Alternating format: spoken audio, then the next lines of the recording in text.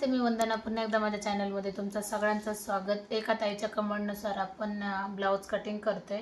38 chest आहे आणि त्यांना उंची 16 इंचाची लागते। आता मला हे नाही समजलं, त्यांना शिवून 16 इंच लागते। 16 इंच जर बोललं तर शिवून जर समजा आपण माप घेतलं 16 इंच तर ब्लाउज शिवून 15 इंचाचं होईल आणि त्यांना 16 इंचाचे शिवून जर लागत असेल तर त्यांनी उंची घ्यायची 17 इंचाची, मग ब्लाउज शिवून 16 इंचाचं होऊन जाईल। ही गोष्ट त्या ताईंनी अगोदर लक्षात घ्या, तुम्हाला शिवून कितीची लागते आणि त्यानुसार तुम्ही मग उंचीमध्ये वाढवा, कारण बाकीचं माप सगळं एकसारखंच राहून जाईल। फक्त उंचीमध्ये तुम्ही 1 इंच जास्त घेऊ शकता जर तुम्हाला शिवून 16 इंच लागत असेल तर। बाकीचे आपण जे वरचे माप घेतो ते एकदम बरोबर असणार। तर मी काय करते, अगोदर आता आपल्याला 16 इंचावर एक मार्किंग करते। आता हा जर 16 इंचावर जर घेतलाय तर हा 15 इंचावर ब्लाउज एकदम परफेक्ट असा शिवून होऊन जाईल। आता हे आपल्या काही कामाचं नाही, कारण आपण हा पाठीमागचा भाग कट करतोय बरोबर। आता आपल्याला डीप नेक घ्यायचा आहे, तर 38 ला आपण कटोरीमध्ये कटिंग करतोय। 5.5 घेतले, ते 5.5 थोडंसं खाली घेऊ म्हणजे आपल्याला लाईन आखायला एकदम सोपं पडून जातं, सेंटर हुकायला नको। त्याच्यानंतर आपण कटिंगला मोंड्यासाठी घ्यायचे कटोरीमध्ये 5.25 इंच किंवा 5.5 जरी घेतलं तरी परफेक्ट असं बसून जातं। त्याच्यानंतर आपण अर्धा इंच पाठीमागं आले। आता 9.5 हा चौथा भाग येतो 38चा, त्याच्यामध्ये आपण 1.5-2 इंच लूजिंगसाठी ठेवू शकतो। 2 इंच ठेवले मी, कंपल्सरी 2च इंच ठेवते। अर्धा इंच पाठीमागं घेतले 30 लाईन, ही पण मी कंपल्सरी माप ठेवते अर्धा इंच, कारण आत्तापर्यंत मी जे ब्लाऊज शिवते काहीच प्रॉब्लेम येत नाही, मोंड्यामध्ये एकदम परफेक्ट बसून जाते। 1.5 इंच आपण पाठीमागच्या भागासाठी आणि 1 इंच आपण फ्रंट भागासाठी मार्किंग केली। नंतर आपण याला आकार देऊन घेऊ। आता 38 मध्ये आपण गळा 2.25चा पण घेऊ शकतो किंवा 2.5चा घेऊ शकतो। आता हा गळा घेतलाय आपण 11 इंचाचा, कारण उंची भरपूर आहे तर 11 इंचाचा गळा याला छान दिसेल। शिवून तो किती होणार 10.5 इंचाचा, कारण अर्धा इंच वरती मुडपण्यात जातं आणि नंतर आपण तुम्ही वेगळ्या पद्धतीचा तुम्ही आकार देऊ शकतात। आता आपल्याला पाठीमागचा भाग हा कसा कट केला पाहिजे, 11.5 कंबर कसं चेक केलं पाहिजे, 11.5 हे माप आले तर अर्धा इंच आपण कमी घेऊ 11 इंचावर आणि 1.5 इंच आपण शिलाई मार्जिन घ्यायची। हेच आपण इथं ठेवून घ्यायचे आणि याची आपल्याला सविस्तर कटिंग करून घ्यायची। आता आपल्याला जर प्रॉब्लेम आला शोल्डर उतरण्याचा तर आपण इथं अर्धा इंचापेक्षा थोडंसं नॉर्मल खाली गळ्याकडून आपल्याला उतार देऊन घ्यायचा आहे, नंतर आपण याची कटिंग करू। 38 चेस्ट सगळ्यात जास्त चालणारे साईज आहे। बराच मी याच्यावर व्हिडिओ अगोदर अपलोड केलेत, अगोदर जुने पण व्हिडिओ पाहत चला म्हणजे तुम्हाला माझे टेक्निक लक्षात येईल।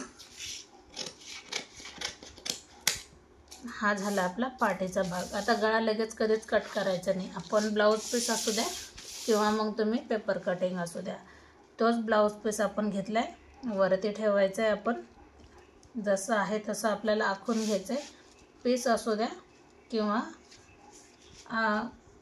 कार्डशीट पेपर असू द्या, एकदम परफेक्ट असं आपल्याला कटिंग करायचं जर बोललं तर अशा पद्धतीने आपण आखून घ्यायचं आहे, जसं आहे तसं।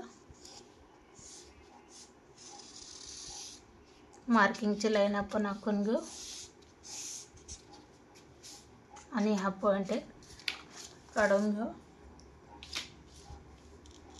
16 इंचच आपण घेतले उंचीला, हा फ्रंट भाग 16 इंचावर टाकलाय। परत एकदा चेक करू, 16 इंच आले। आता आपल्याला गळा घ्यायचा आहे, जेवढा आपण पाठीमागच्या भागासाठी घेतला तेवढाच घ्यायचा आहे। त्याच्यानंतर आपण फ्रंट गळा घेऊ 7 इंच। आता आपण हा फ्रंट गळा कट करतोय, 7 इंचावर घेतले।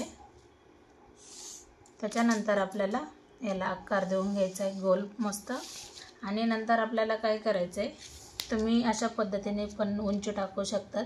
13.5वर आपण पॉइंट दिला म्हणजे आपली 2.5-3 इंचाची हे निघून जाते क्रॉस पट्टी। 13 इंचावर आपण एक मार्किंग केली। आपल्याला क्रॉस पट्टीला थोडासा आकार द्यायचा आहे नॉर्मल, 38 चेस्टमध्ये तुम्ही कटोरी 6 इंचाची घेऊ शकतात, 6.25ची पण घेऊ शकतात. आपण 6 इंचाची कटोरी घेतली. तीच कटोरीसाठी आपण लाईन एक सरळ आखून घ्यायची. आता हा झाला आपला पाठीमागचा भाग. जसा आपण पाठीमागचा भाग ठेवून सगळं आखून घेतलं. आता आपल्याला फ्रंटसाठी अर्धा इंचाचा आकार द्यायचा आहे.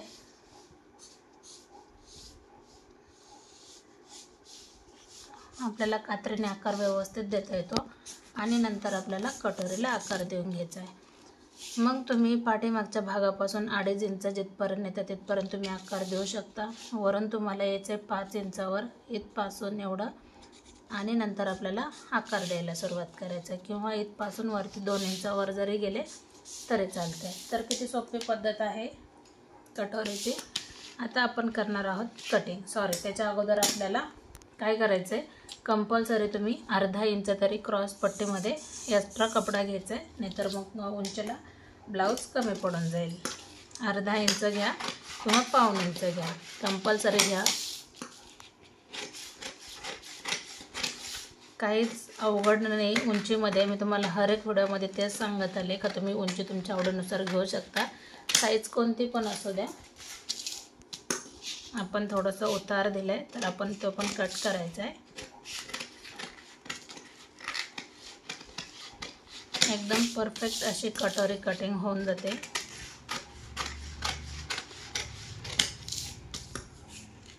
आता क्रॉस पट्टी मोठी होण्याचं कारण एक येऊ शकतं, त्याच्यामध्ये लेंथ भरपूर आहे. 38 साईज आपण कटोरीमध्ये कटिंग केली आणि उंची घेतली 16. आता आपल्याला कटोरी वाढवायची कशी ते पण मी तुम्हाला दाखवते.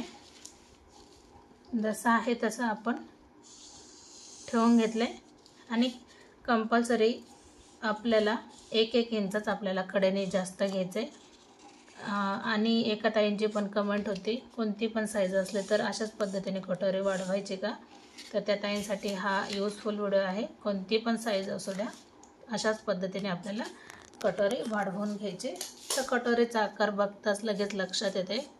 आता मी काय केलं आहे, इथपासून इथं 1 इंच घेतलं आहे, इथपासून इथं 1 इंच, आणि हा जो मधला सेंटर आला आपला याचा आणि याच्या मधला, तर इथपासून आपल्याला 1.25 इंच 1 इंच घेतलं तरी पण चालते. आता शिवण्यापुरतं मी इथून बाहेर काढलं.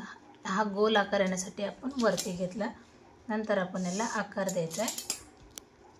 ही झाली आपली कटोरी तयार. 38 चेस्टमध्ये तुम्ही कटोरी एकदम परफेक्ट अशी काढू शकतात. कमी वेळामध्ये ब्लाऊज कटिंग करायला शिका अशा पद्धतीने. आता आपल्याला 38 चेस्ट आहे तर आपल्याला 3 इंचाचाच टक्स लागणार. 1.5 इंच इकडच्या बाजूने, 1.5 इंच ह्या बाजूने घ्यायचं आहे. 3 इंचाचा आपल्याला टक्स घ्यायचा आहे आणि नंतर आपल्याला एक लाईन आखून घ्यायची. तर कशी वाटली माझी पद्धत नक्कीच सांगा. व्हिडिओ आवडला तर नक्की लाईक, शेअर, सबस्क्राईब करायला विसरू नका. पुन्हा भेटू आपण नवीन चांगल्या व्हिडिओमध्ये. तोपर्यंत नमस्ते.